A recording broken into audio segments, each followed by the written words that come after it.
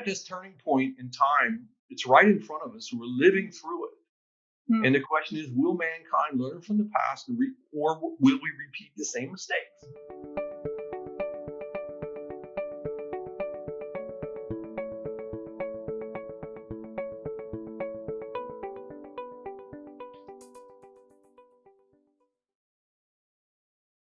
Hi, and a very warm welcome to tonight's amontis business panel.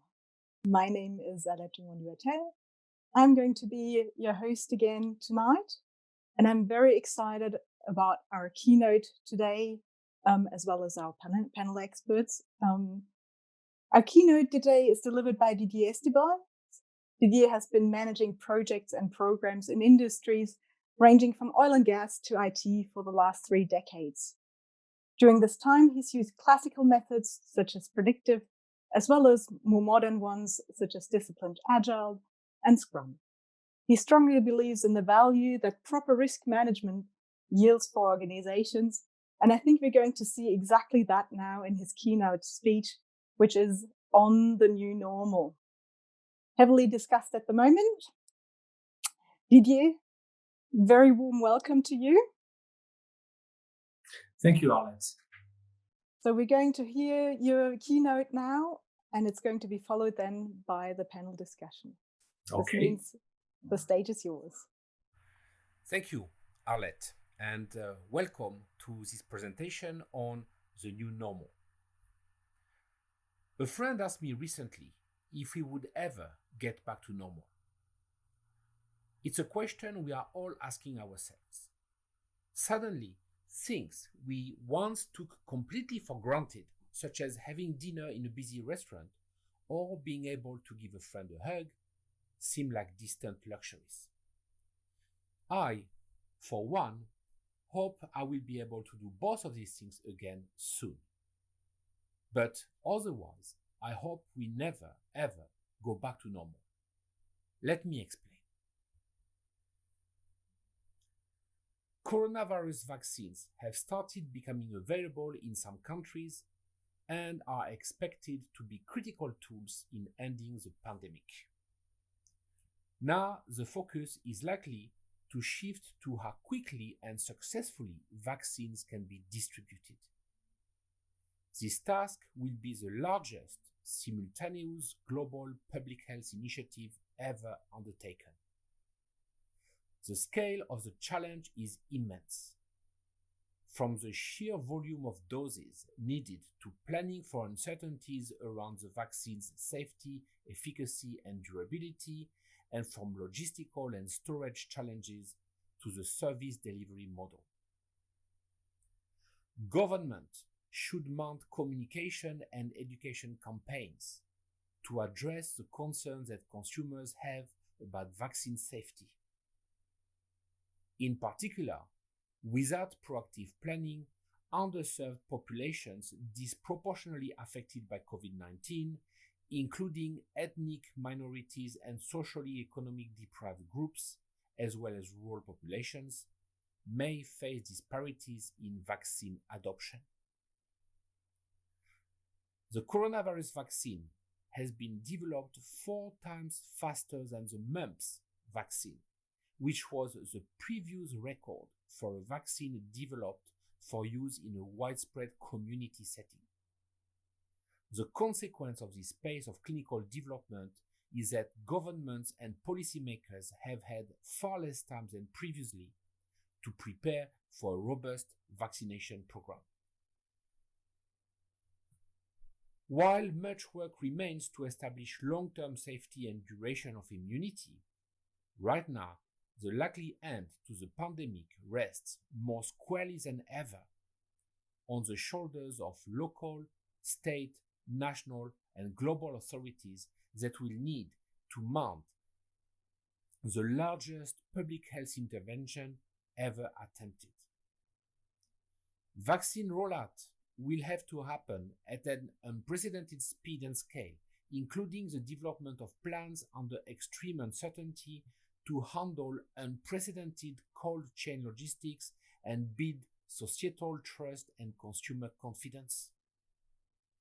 The vaccines may be ready, but the issue the world is facing now is how prepared or unprepared most countries are regarding the scale of the delivery challenge.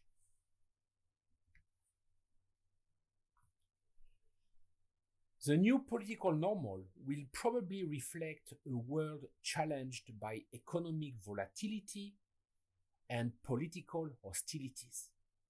And this suggests increased political risk as countries are becoming ever more bureaucratic, confusing, and litigious. Even before COVID-19 hit, there were signs of unease expressed in calls for protectionism and more restrictive immigration and visa policies. In the face of more angry protests than usual, many governments reacted with a combination of repression and limited concessions, which achieved little because protest movements have adapted rapidly to police tactics and demonstrated an unexpected level of resilience. I fear that the COVID-19 pandemic will only reinforce this course. In Europe, Brexit is only a few weeks away, with very few signs of hope in sight, as the likelihood of a hard Brexit appears to increase day after day. Also, the fact that high levels of debt inevitably create major headwinds for future growth is generally accepted. Unfortunately, central banks and their admirers thought this simple rule didn't apply to them. They imagined they could print as much money as they liked, and then magically, all the debt would disappear through a mix of economic growth and inflation. Governments all over the world have borrowed vast amounts of money to ensure the survival of their economies and are likely to take measures to ensure that they get this money back. As McKinsey wrote in a report recently, the tremendous costs of being the payer, lender, and insurer of last resort may prompt governments to take a much more active role in ensuring resiliency. Some countries may nationalize outright, while others may take equity stakes or choose to regulate more. On the other hand, in the past, health, justice, and educational systems have been hard to reform in many countries. This crisis has made the difficult much easier to achieve. The result should be more resilient, responsive, and effective health, judicial, and educational systems. Also, an unexpected benefit of the COVID-19 pandemic is the effect on the environment. Carbon emissions are down globally, and with manufacturing and air travel grinding to a halt, the planet has had a chance to rejuvenate. China recorded an 85% increase in days with good air quality in 337 cities between January and March. With tourists gone from Italy, the long polluted canals of Venice now appear clear as fish and other wildlife start returning. Elsewhere, wildlife is also reappearing in other major cities, and the biodiversity is slowly starting to return in various parts of the world. Following the same line of thoughts, NASA satellites have documented significant reductions in air pollution, 20 to 30% in many cases, in major cities around the world. And of course, with reduced air pollution comes reduced respiratory diseases. So, if I was a pessimist, I would say that from a political point of view, political turmoil and rising unrest will become the new normal, unfortunately. Protectionism and interventionism will increase, and the debt problem will cause a major financial crisis. If I was an optimist, though, I would argue that political leaders and systems worldwide will become more people-focused and will invest more in social justice, equality, and solidarity. Much needed reforms in healthcare, justice, and education will be implemented as a result of the COVID-19 pandemic. Countries will address their debt problem. In other words, they will save more and spend less. And finally, protection of the environment will improve.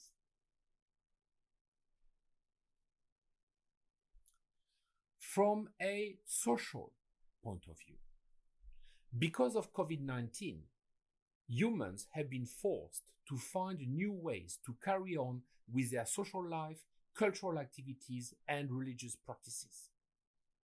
More importantly, perhaps, what we have witnessed during the pandemic is not only the impact of the physical side of people, but also on the mental side. We have seen an exacerbation of existing behavioral health conditions, both mental and substance use disorders, for individuals who faced a disruption in care. The pandemic has created additional stress for children and adults alike. Experts have been doing some modeling that has shown that we can expect a potential 50% increase in the prevalence of these behavioral health conditions that could lead to $100 billion to $140 billion of additional spend in the US alone just in the first 12 months post-pandemic.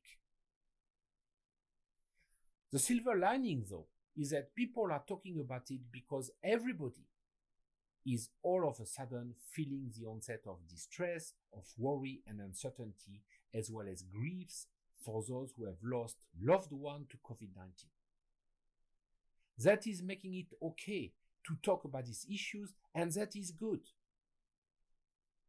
People are much more open about how they are feeling and how others are feeling, and I think that has been a big shift that has happened because of the pandemic.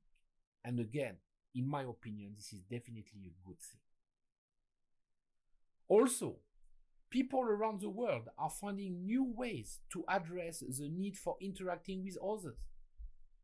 In Italy, one of the worst hit countries, some people are joining their instruments and voices to create music from their balconies.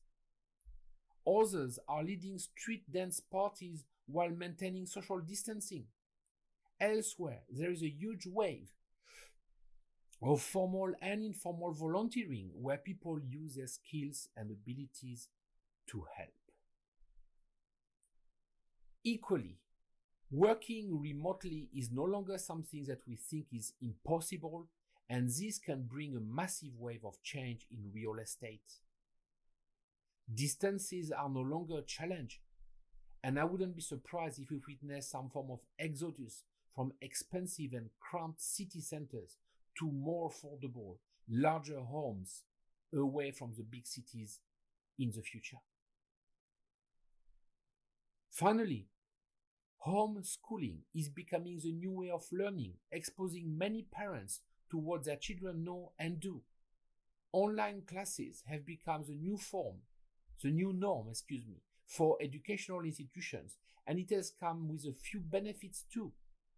Institutions can now save on the infrastructural costs, and as a result, the students needn't bear the brunt of the costs, making it more affordable. Moreover, parents will get first-hand knowledge about how classes are taught and can directly understand how their child perceives concepts. As the online education system grows, we can expect an increase in the reach and accessibility of education within every section of society.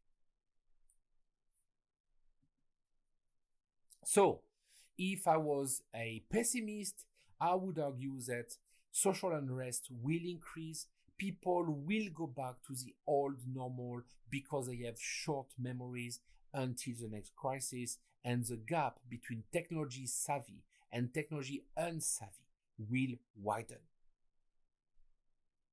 But there is an opportunity for us. People will become more health conscious.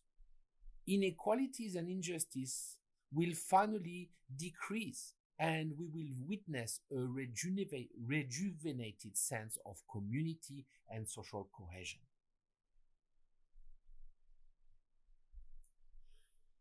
From a business point of view, as businesses step into the post-COVID-19 future, they will need to find a balance between what worked before and what needs to happen to succeed in the next normal. Remote working, for example, means no commuting, which can make work more accessible for people with disabilities. The flexibility associated with the practice can be particularly helpful for some people. Moreover, remote working means companies can draw on a much wider talent pool. But for working from home to be sustainable, companies need to help their staff create boundaries. The kind of interactions that used to take place in the hallway can be taken care of with a quick phone call, not a video conference. It may also help to set office hours for particular groups, share tips on how to track time, and announce that there is no expectation that emails will be answered after a certain hour. Also, in a recent interview with McKinsey, Keith Choi, the head of the Asia Pacific unit of GlaxoSmithKline Consumer Healthcare Group, explains that he's encouraging his team of 6,000 people to consider the pandemic a call to action, a chance to double down on existing digitalization initiatives and to strengthen end-to-end supply chains to even better respond to emerging consumption trends across the 23 Asia-Pacific markets that the company serves. He says, look at digital commerce and the O2O, which means online to offline model in China. People place their orders online in 30 seconds and get their over-the-counter products from the pharmacy within 30 minutes. We need to analyze and incorporate the lessons from these channel shifts, and this requires accelerating the development of new capabilities. Finally, many businesses have had to undergo rapid digitalization and offer their services online. Some could use this wave of innovation to reimagine their business model and change or grow their market or even enter new markets. Did you hear about the Australian gin distilleries now making hand sanitizers? A Sydney gin distillery named Archie Rose has released an aromatic grapefruit, cardamom, and thyme hand sanitizer that smells good and follows the World Health Organization guidelines for a safe and effective product. So, adaptability and resiliency, that is the ability to absorb a shock and to come out of it better than the competition, will be the key to survival and long-term prosperity. From a pessimist point of view, I can foresee a major economic recession coming that will hit Europe and North America at least. Many businesses will face bankruptcy. Supply chains will be significantly altered. But on the other hand, there is an opportunity for organizations to start focusing on leadership and working with partners to create a better future. The transition towards digitization and more agility will accelerate. Remote working will be generalized. Business in general and supply chains in particular will be optimized. Also, I would not be surprised if we witness a rise in the contact-free economy in retail, but also in healthcare and in education. And the fact that the changes in behaviors induced by COVID-19 will generate significant new business opportunities. Be clear about that. There will be opportunities. In conclusion, COVID-19 has, without a doubt, had horrific consequences on people's lives and the economy. With sickness, death, and unemployment rates soaring almost everywhere on our planet, it is easy to despair. However, while the COVID-19 pandemic has been a test for all of us, it is also providing us with an opportunity to find new ways of doing things and innovative solutions to our problems. It is helping us get rid of so-called traditions and non-productive activities, as well as having unsuspected benefits.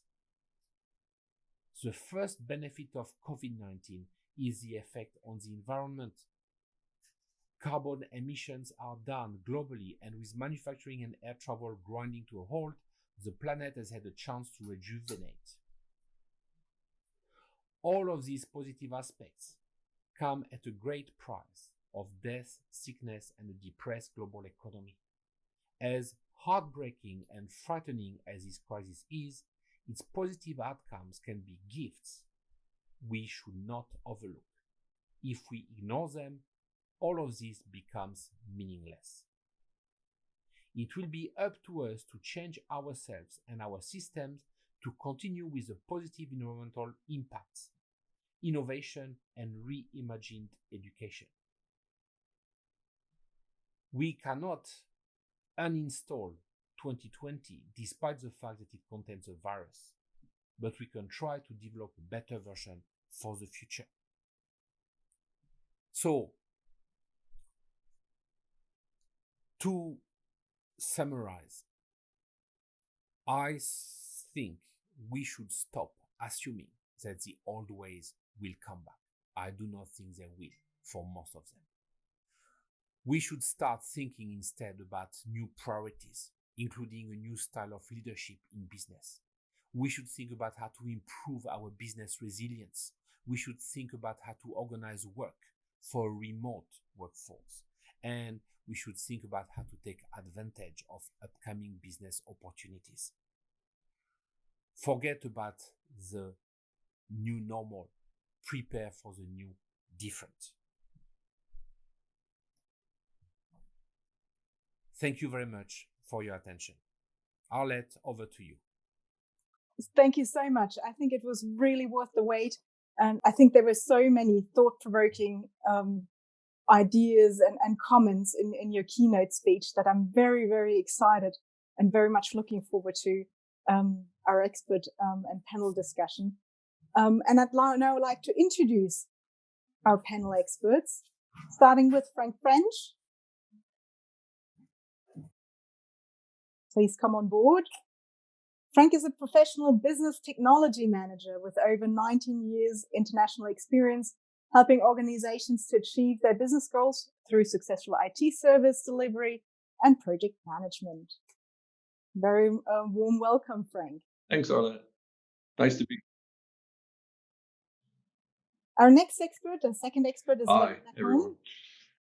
Larry is a project management expert with over 40 years of diverse experiences, from helping organizations to co-founding and running his own firm. He was part of the Amontis consortium when running his firm and is currently working with a top global consulting firm. Hello, Larry. Hello, everybody. Good to see you all.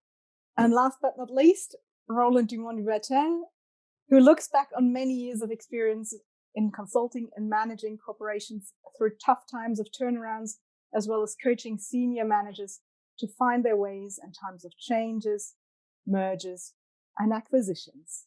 Hello, Roland. Hi, Hello, Roland. everyone. So, Didier left us, with a lot of thoughts to process, and a lot of thoughts to discuss.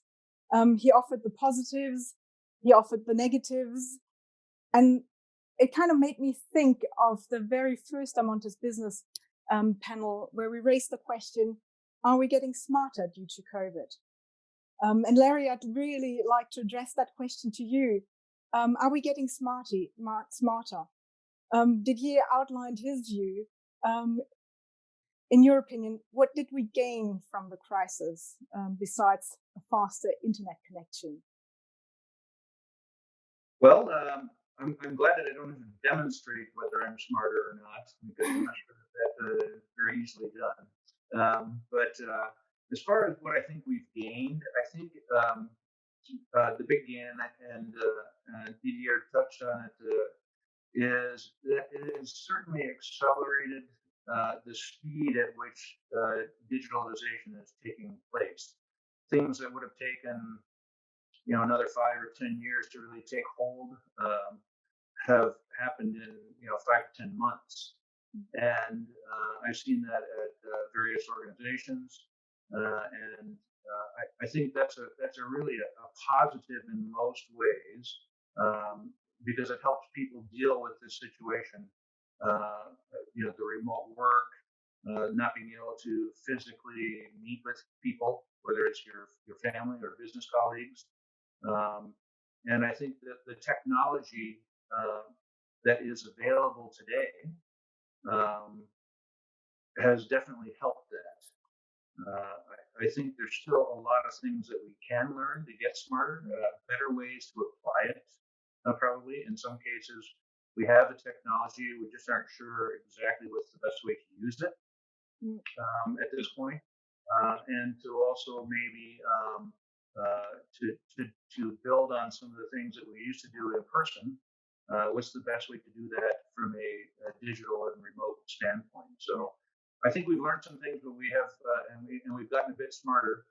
Certainly, more things are available quicker than they would have normally been. But I think we still have a ways to go in terms of getting to what we would call a new normal, because I don't think it is going to go back to the old way, 100%. So a new normal is waiting for us. Yeah, it'll be a new normal. Yes. Well, one of the questions that is often raised in that context is really, are we up for this massive leap in development? Is this going to just be like, are we going back? Yeah. Or are we now up for the next big leap in development? And I'd like to address that question to you, Frank, if you don't mind. What's your take on it? Hi, Arlette. Yeah, it's a good question. I'm coming from the technology industry, and I'm sitting here thinking about this pessimistic versus optimistic and trying to figure out where I'm at in this scale. To that question, I guess I would say there's going to be winners and losers in this technological leap. Those who can handle the leap are going to be big winners in it. And what I see happening is that those who were already underway with migrating and moving towards technology and digitalization of their processes and the way they do business, or even the way we live. Take examples like shopping, for example. Those who were already shopping online are just doing more of it, and that's the reality. But until we pull the rest of society along with us, those who don't have the technology at their fingertips, that group will be left behind, because it's going to accelerate much faster, as we've seen in every area, walk of life. So I'm happy that I work in this industry. This is a big boom for us. But yeah, I'm sort of in between on that question. Yeah, it's a really good question, because it and Didier was touching on that too, that polarization. I mean, it starts with the big winners and the big losers, or the so-called losers on each end of the spectrum. It continues, with the gap between digital natives and people who are still more used to live in the real physical analogous world. Yeah. But it continues on. Larry, if I come back to you, what can we do as businesses or business leaders to bridge the gaps? That's interesting. There is the sort of the old school group, which I'm probably part of. Although I think I've made the leap into the digital side pretty well. But I'm old enough to know what the old school group was like before a lot of this digitalization was out there. I think a lot of it from the business perspective is that, and I agree with what Frank said, businesses that have been moving towards more digitalization are certainly at an advantage. But even with that and with the acceleration that's happened because of the virus, I think that businesses have seen that they really have to try and educate people into what the tools are that are available and how to properly use them, or how to use them in a better way. And that's a real challenge. It's because you have the folks that have been used to working with, a piece of paper and a pencil and maybe just email and a telephone. And now there's all these other various tools that are out there. And the younger generations have been using those their entire life and aren't even familiar with, I'm old enough to know what a rotary dial phone is. So, there's a lot of work that needs to be done by the businesses, I think, to help educate the people on how to properly use the tool sets that are out there now. And that's an ongoing challenge, especially as the digital tools that are available continue to evolve on a much faster scale. And the virus has just shown us how quickly that can all happen and change. From a technical perspective, even faster than what we thought. Yeah, thank you very much. I mean, from a very personal and own observation, I often see that picture of the first cars that emerged out of the thought of the carriage. Yeah, and the first cars, they basically look like a motorized horse carriage, and then eventually people realized that the car was something different. To a motorized horse carriage, it's a car. And I've got the feeling that me being an in-betweener, I'd consider myself as an in-betweener. You're not a digital native, but surely not a completely analogous native either. But for me, I observe how people try to translate their physical world into a digital world, one by one, like the motorized horse carriage. And I know that the digital natives, they're already in the car, right, Frank? I mean, you're working with them. Yeah. They're driving a car, right? So they're wondering why it's taking the rest of the world to move along. And all these analog people like a lot of yourselves who are moving over there, it's been moving too slow. They live online all day long. Where do I tie up my horse? What am I going to do with it? Yeah. But horses are still nice, right? Maybe the analogy is actually a really good one. Yeah. Horses are still a really nice pastime here, so we don't need to get rid of it. It would be a shame to get rid of horses, but their cars are nice too, and you can do really good things with them. I mean, look at all these wonderful examples on the internet right now where new businesses have started. People are teaching yoga online. I mean, there's baking shows online. People weren't baking network before. I mean, now they're baking together. It's just amazing what I see happening when you go out online and really look around and see all these communities popping up, and people are making it work because they have houses. The question is how many of these new businesses and models are going to survive if we go back. If the infection reduces to a level that we can go back to the norm, how much of the norm will come back and how much will stay online?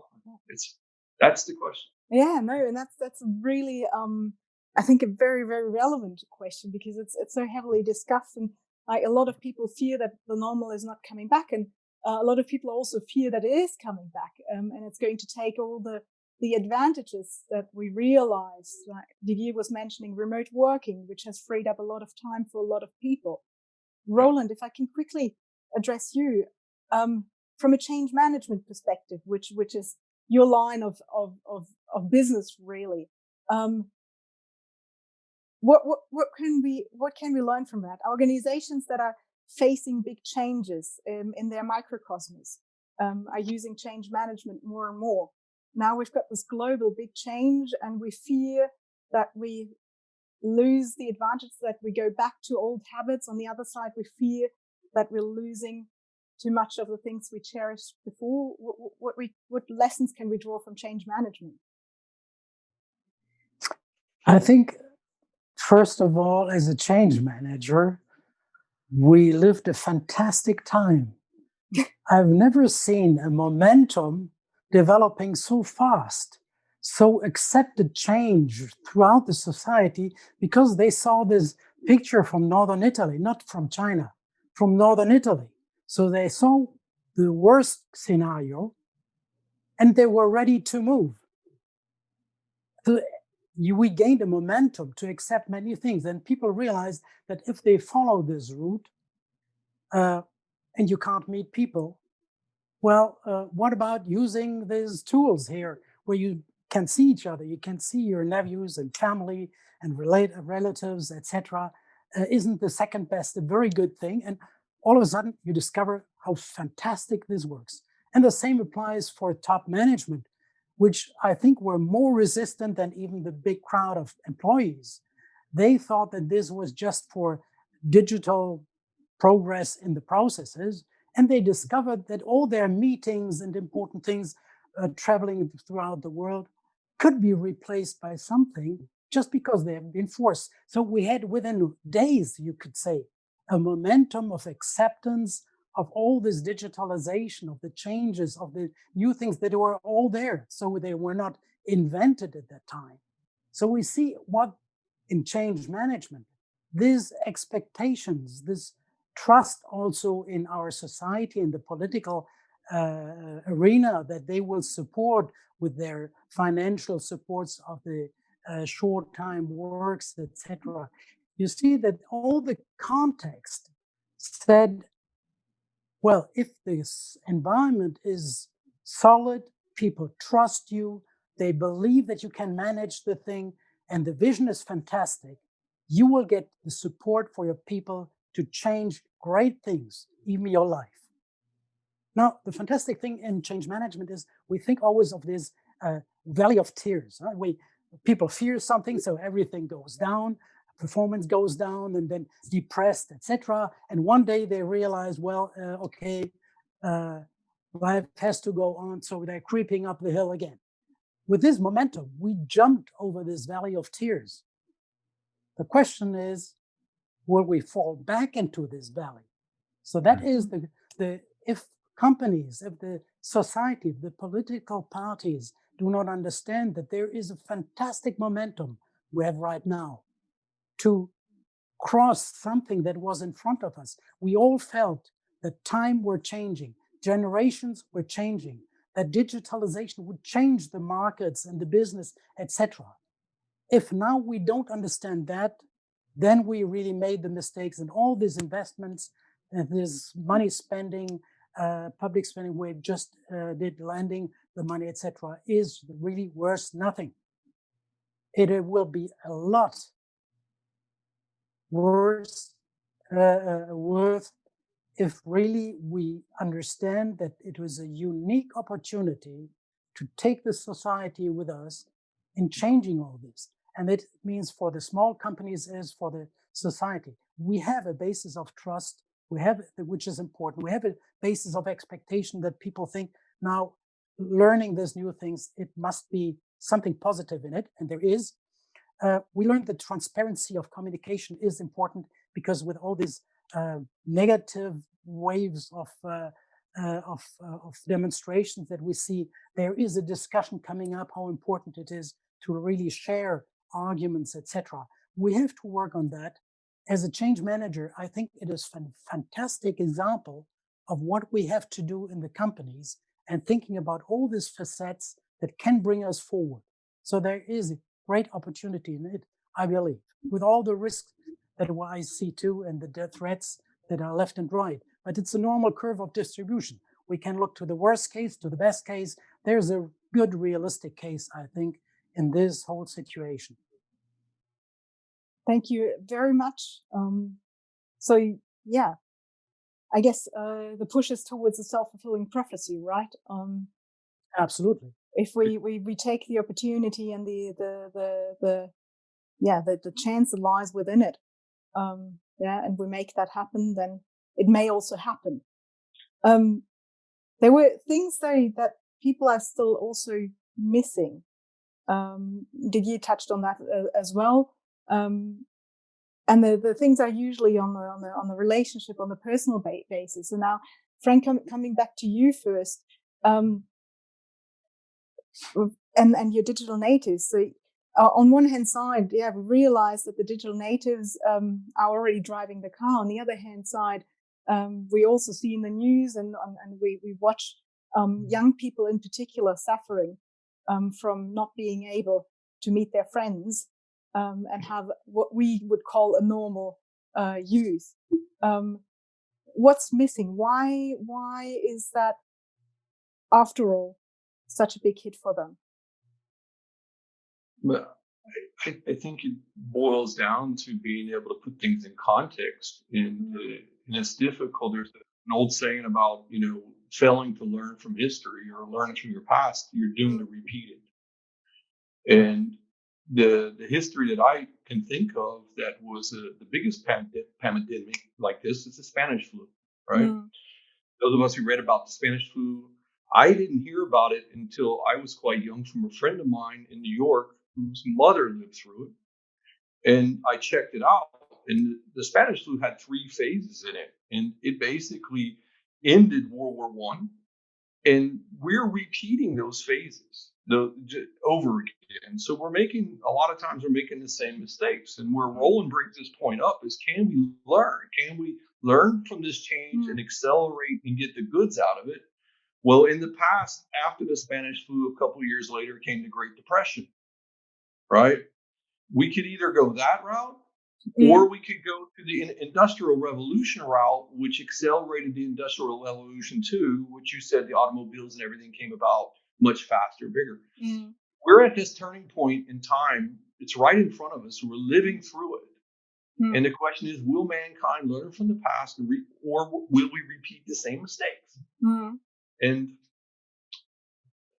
that's where I hope with this digital age, and with all the knowledge we have on the internet, and with this change, being able to get a vaccine, I really, really do hope that we make the best out of this, and that in a year or two, our economies and the people around the world come together and invest in the right things like education, healthcare, things of that nature, and not go back to war and the other way we could end up going.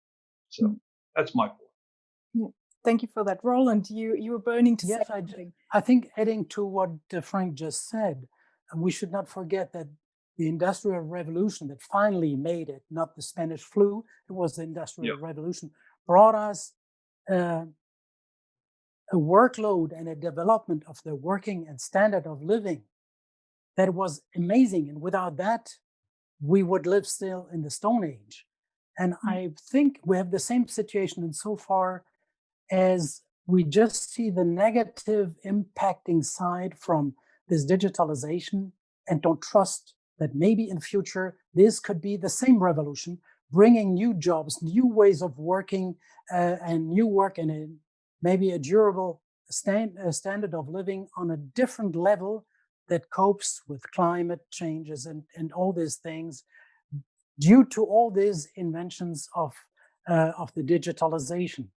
And I think that we have to see this side. There is, I think, the closest relationship between the Spanish flu and the COVID, that we both have this opportunity in front of us to really start again with a new kind of work environment and living environment. Larry, do you share that thought? Do you see the opportunity as well? I mean, this calls for innovation. So what would be? I do, and I'm an eternal optimist, so I think there's plenty of opportunity, and I think a lot of it has to do. Roland touched on there's many facets that we have to consider to actually improve and learn from what had happened in the past. Frank brought up, are we actually going to learn and go forward? And I think a number of things are in play here that where firms can help other firms, and firms can help themselves. And I think some of it has to do with things that are still important. The relationship building, and because people are missing that, in the current environment, by not being able to go out and visit with people and actually have physical, connection to folks.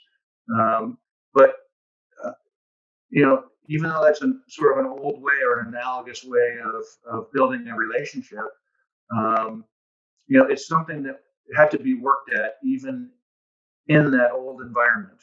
And I think that's some of the message for some of these things going forward. There are things that are good from the past that we need to learn from and bring forward. But now, how do you apply them in the digitalization age? And building a relationship takes some work. You have to spend the time, you have to make the effort, and you have to cultivate that relationship. You can do that digitally as well, without the actual physical contact part, which is important as well. And we'll get back to that at some point in time with the vaccine coming out, and when things start to settle down from this. But along the way, some of the things that we can do will be to actually understand how we can better still practice the art of building a relationship, but using the digital tools that are out there. And I think the caution is one for the old school analogous folks is to actually jump into the use of the digital tools and try and do that and make the effort. But the caution on the younger generation side is that they don't get lost just in the tool and don't actually make the effort to build a relationship. And these could be relationships, both personal and business type relationships. They both require cultivation, and there's opportunities for the businesses themselves as well as companies that help other businesses to actually help people understand the things that they want to bring forward and adapt to and change into a new way of doing that. And so I don't have the answer as to what those all may be. There's a lot of variety in terms of how that can take place. But I think that's an example of how you can, the relationship building is an example of something that you can sort of transform and move into a new way of doing that. That would make it easier to do in a new normal environment. Well, what I find particularly interesting in that thought process, or in that thought that you just outlined, is really that the things that we kind of take for granted, like a relationship. I mean, we're very, very trained in building relations. Some are better, some are less good at it. But in general, as human beings, we're quite trained at that, and we kind of need to look at the mechanics now. We need to be very aware of what the ingredients of these relationships are, and how we can disassemble and put them back together and transfer them to the digital world. And it's the same for our processes in general. I mean, to take the opportunity that's in front of us and actually look at those, and how do you actually transform those into this new era. Franco had the feeling that he wanted to comment on that. Is that the right kind of feeling, or? Relationships boiled down to swipe left or swipe right in the digital age. Yeah, I think there's not much effort there. There's a little effort there. Yeah. But is that maybe also part of the problem? Yeah, it's like I said, it's a two-sided coin. There's positives to it. You can reach out to so many people around the world you would have never ever dreamed of a meeting, and now there's the negatives to it also. But that comes with change. It's part of adoption. What was interesting in your initial presentation, Didier? Oh, he's not there. Okay. Which was Didier's presentation was around this whole political discontent and distrust. How that might build from a pessimistic perspective, and we've seen the trends around that. I think that's going to have an interesting play on this whole thing, and where we're going to end up.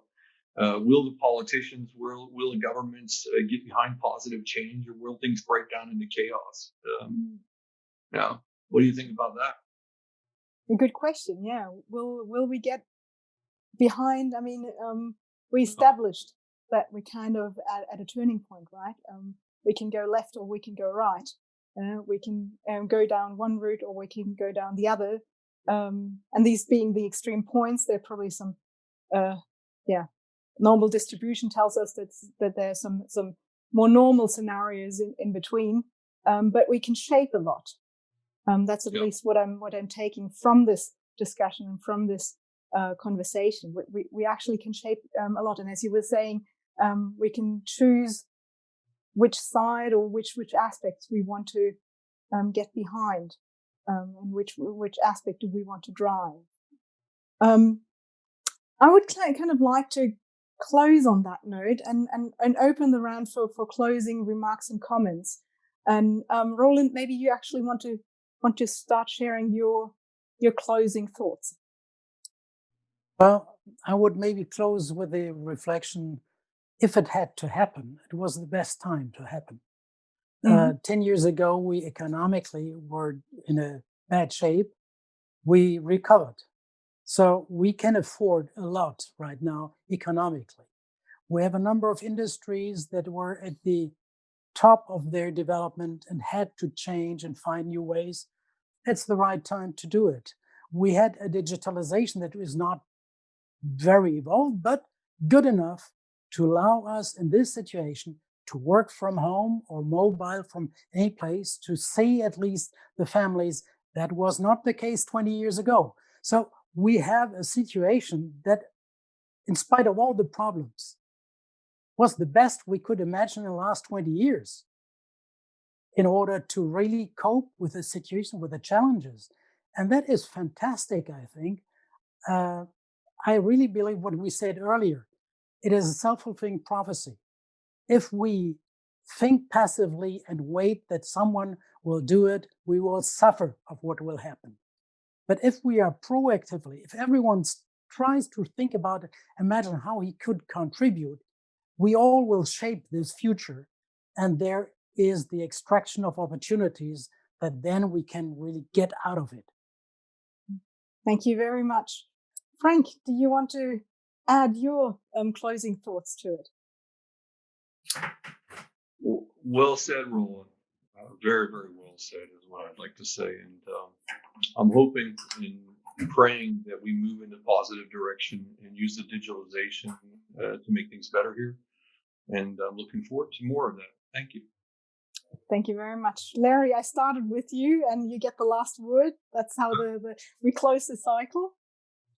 Yeah, I think, this, and I agree with what's been said by Roland and Frank as well. And the time sort of almost couldn't have been better in terms of if there is such a thing for a pandemic. But, that has given us the grace to innovate. And, you look at it from the IT perspective, something that would have taken a number of years to, roll out has taken months. Because of the need, right? And so I think it's allowed the understanding that, we can make mistakes and it's still okay. It may not be perfect, but it's better than nothing, or it's better than maybe what it was. I think the one thing that we have to, continue to carry forward is that, and this goes back to the, pre-digital ages, where we just have to respect that, we all do have different opinions of how things should go, and we need to be respectful of that. Not that, if we don't do it my way because I'm the great innovator or I'm the person in charge, it's wrong. It's not necessarily true. We have to be conscious of that and be aware. And just as you would treat it in a normal face-to-face conversation, we have to treat that the same way in a digital conversation, and allow for thought that's not within sort of your mind, coming from other people, and that will help us with the overall innovation and transition to a better way. Thank you so much. It's a great closing line. Thank you so much for all your contributions, for your discussion. Didier, thank you so much for your keynote. You're welcome. Thank you for your comments. Very interesting discussion. I'm glad you liked it. This is the end of the year. So this year, this was our final session of the amontis Business Panel. We're going to be back next year. Stay tuned for it. Register, like us, join the group on LinkedIn, and have a very, very nice Christmas. Safe time, stay healthy, and start the new year with optimism and drive. Thank you, Arlette. Have a good time. Yeah, take care, everybody. Cheers. Good year end. Merry Christmas. Bye bye.